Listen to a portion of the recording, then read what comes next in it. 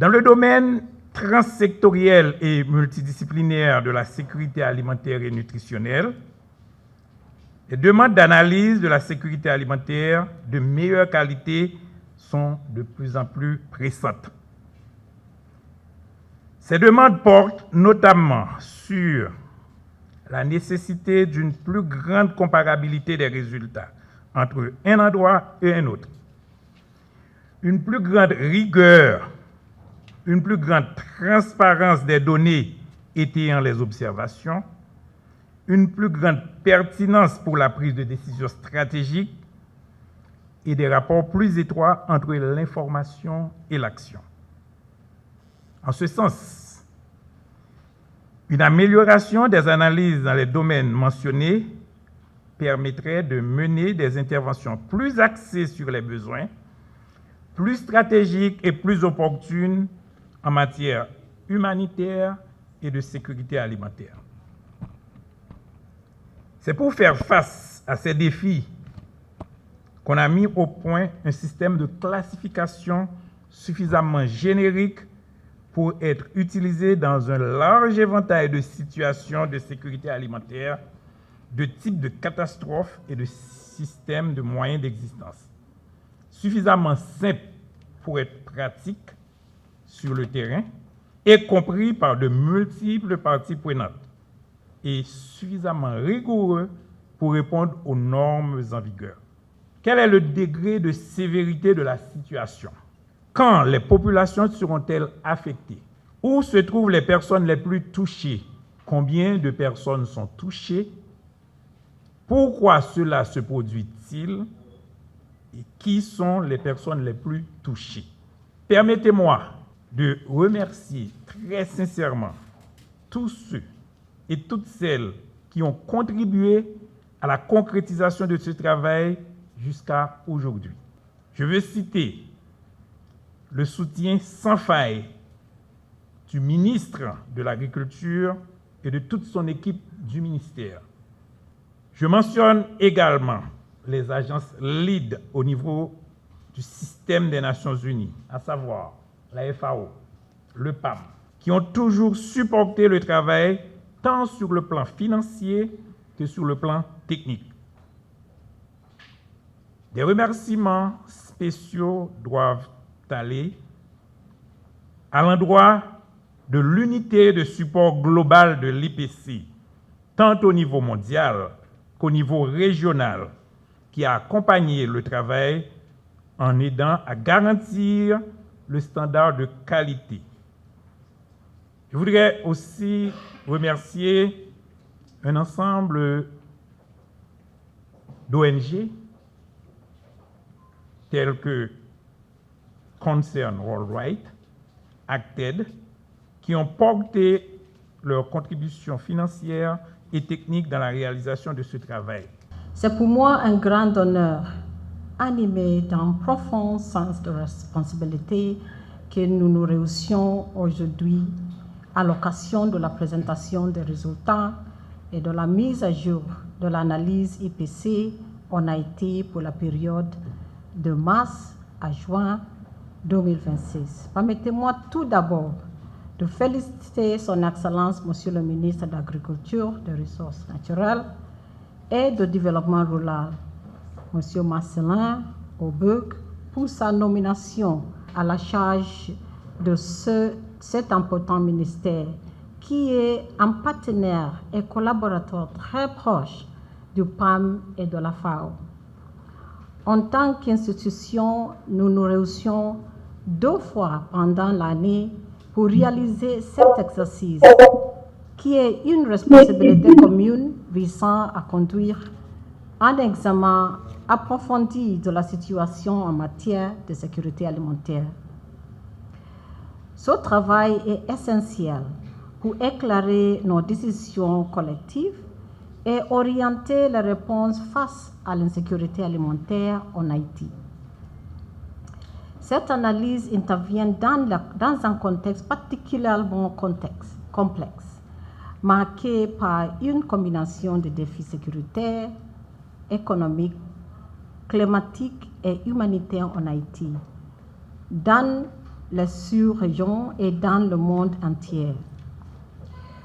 Les résultats que nous présentons aujourd'hui confirment que l'insécurité alimentaire augure de mieux un défi majeur pour le pays, affectant les millions de personnes, en particulier dans les zones l'accès difficile et parmi les populations déplacées.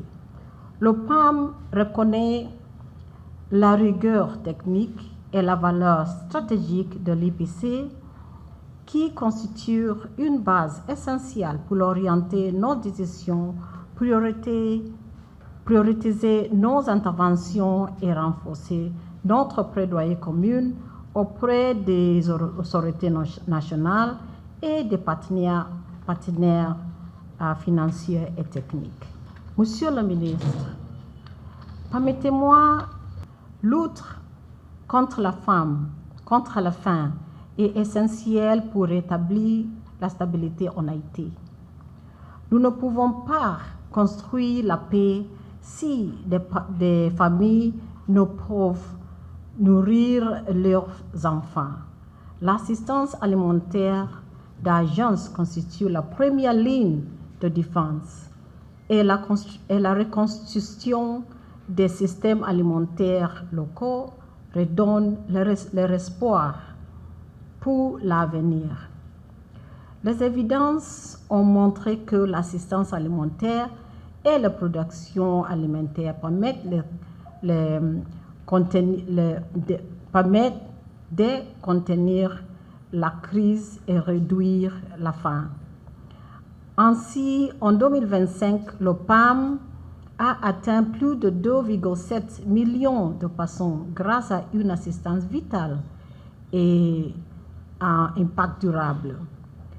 À vivre 25 000 tonnes métriques de denrées alimentaires, dont 50% issus de la production locale ici en Haïti, a injecté 25 millions de dollars américains dans l'économie nationale à travers les transferts monétaires.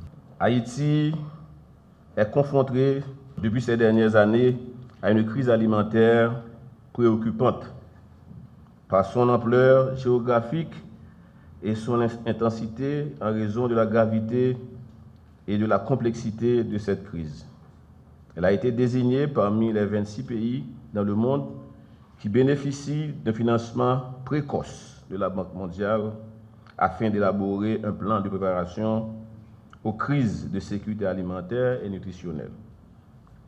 Le gouvernement en est pleinement conscient de la situation et c'est pour cela que les priorités se sont mises sur la sécurité, la relance économique et les élections.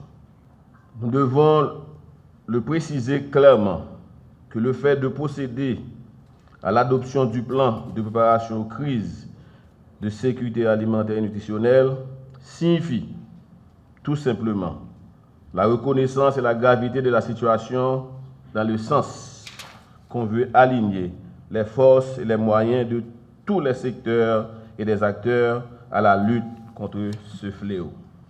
Nous partons de la définition d'une crise exceptionnelle de sécurité alimentaire, à savoir une situation où au moins 20% de la population d'une zone donnée manque de nourriture ou de quoi subvenir à ses besoins de base. Il existe un lien direct entre cette définition et l'analyse de l'IPC, qui permet de distinguer les différentes phases de la sécurité alimentaire. La mise en œuvre du plan est consubstantielle à l'analyse IPC qui facilite son opérationnalisation à des degrés divers. D'abord, nous savons qu'en matière de ciblage, l'IPC fournit des critères géographiques pour la mise en œuvre du plan. À la suite d'un choc qui conduit à une grave crise de sécurité alimentaire, il permet d'établir une échelle de priorité pour la réalisation des interventions selon cette classification. Priorité 1, zones classées en phase 4 de l'IPC. Priorité 2, zones classées en IPC phase 3 et plus, supérieures à 50%. Où l'accès aux services de base et aux sources de revenus sont réduits en raison de la violence des gangs. Priorité 3, zone en IPC phase 3 est plus inférieure ou égale à 50%. Ensuite, en matière d'évaluation des besoins, nous faisons confiance à l'analyse IPC qui permet d'identifier les causes sous-jacentes de l'insécurité alimentaire, communément appelées les facteurs contributifs. En ce sens, elle suggère des pistes d'intervention pour chaque phase de classification, notamment pour les phases critiques qui appellent à un déclenchement du plan. Enfin, en matière de suivi d'évaluation, nous savons que l'IPC va nous permettre de mesurer les progrès réalisés dans la mise en œuvre des réponses, dans la réduction de l'insécurité alimentaire dans une zone donnée. Donc, il n'est pas difficile de comprendre l'intérêt accru pour l'adoption de cet outil en termes de planification, de mise en œuvre et de suivi et d'évaluation des interventions dans le secteur SAN. À cet effet, mesdames et messieurs, permettez-moi, au nom du gouvernement, de souligner l'implication de cette mise à jour pour le recalibrage des actions de sécurité alimentaire et sanitaire, en attendant la plus prochaine enquête nationale de suivi de la sécurité nutritionnelle. Mais déjà, à partir de ces nouveaux chiffres, les institutions publiques et nos partenaires techniques et financiers doivent se mettre en mode d'action. Mesdames et messieurs, dans les situations de catastrophes naturelles, dans les situations de crise sociale, de crise économique, engendrant un nombre de personnes important en situation de besoin, les décideurs ont besoin d'informations sûres. Chers participants, chères participantes, le pays est actuellement classifié dans ces deux niveaux de sévérité, dans ces deux niveaux de gravité de la situation, avec 52%, on va venir tantôt, de personnes classées soit en phase 3, en phase 4, avec des descriptions qui nous interpellent tous. Combien de personnes sont en situation de sécurité alimentaire? Mesdames, Messieurs les autorités, pour la période de mars, pour la période d'avril à juin 2026, c'est un peu plus de la moitié de la population qui sont privés de l'alimentation. C'est plus de la moitié de la population haïtienne qui n'arrive pas à couvrir leurs besoins alimentaires selon les normes internationales, qui n'arrive pas à couvrir les 2100 kilocalories recommandées. Et avec ces déficits de consommation alimentaire, ça a des impacts générationnels sur les populations. Et ces 52% correspondent à une estimation de 5,83 millions de personnes en insécurité alimentaire, subdivisées en 1,8 million en phase d'urgence de l'IPC et 4 millions en phase de crise de l'IPC pour nos couleurs préoccupantes, orange, crise et rouge, urgence.